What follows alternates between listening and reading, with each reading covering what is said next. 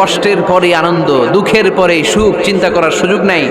সবশেষ আল্লাহ গাইডলাইন দিলেন। প্রথম গাইডলাইন, ফাইদা ফারাগতা ফানসাব ওয়া ইলা রাব্বিকা ফারগাব। ফাইদা ফারাগতা ফানসাব, হে নবী, যখন আপনি দাওয়াতি কাজ করে করে, রাষ্ট্রীয় কাজ করে করে একটু ফুরসাত পাবেন, অবসর পাবেন, ফানসাব ফিল ইবাদা, আপনি একটু ইবাদতে মশগুল হয়ে যান, আপনি একটু দোয়ায় মশগুল হয়ে যান।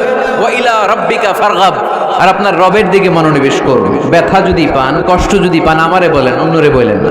কিন্তু আমরা ব্যথা পাইলে শেয়ার করি কোথায়? সবার আগে কি বুকে? ফেসবুক। কষ্ট পেয়েছি, দুঃখ পেয়েছি, কোথায় শেয়ার করি? কেউ যদি আমারে কষ্ট দেয়, আমি বদলা নিতে চাই, ঠিক কি না? কিন্তু ইসলাম বলে বদলা না নিয়ে বদলে দাও। কি করবেন? বদলা নিও না, বদলে দাও।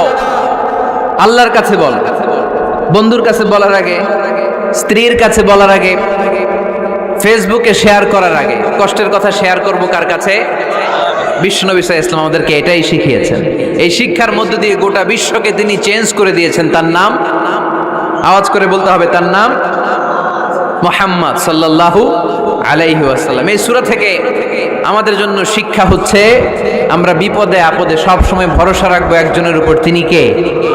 আর মনে রাখতে হবে, the grief isn't permanent, the struggle isn't permanent। এই পৃথিবীর কোনো দুঃখ, কষ্ট আর সমস্যা এটা পার্মানেন্ট নয়। সমস্যার পরে সমাধান আছে, দুঃখের পরে আনন্দ আছে।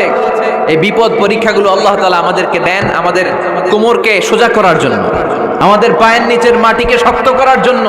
প্রতিকূল পরিবেশে কি করে টিকে থাকতে হয় সেটার ট্রেনিং হিসেবে এই পরীক্ষাগুলো আমাদের জীবনে দেয় কে? আর ফাইদা ফারাগতা ফানসাব, ফাইদা ফারাগতা ফানসাব, ও নবী, যখনই আপনি অবসর পাবেন, অবসর সময়টা আমরা কাজে লাগাবো। রাজি আছেন তো? আমরা অনেক সময় অবসরকে কাজে লাগাই না, কিন্তু যখন খুব বেশি ব্যস্ত হয়ে পড়ি তখন আমাদের মাথায় আসে, হায় রে, অবসর যদি কাজে লাগাইতাম, অবসরে পরীক্ষার পরে 3 মাসে যদি পড়তাম, আজকে ইউনিভার্সিটিতে চান্স পাইতাম, ঠিক কিনা?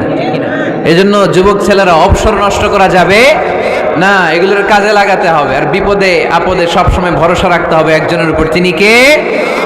আজকের এই প্রোগ্রাম বাস্তবায়নে যারা সহযোগিতা করেছেন তাদের সবাইকে আমি শুকরিয়া জানাই।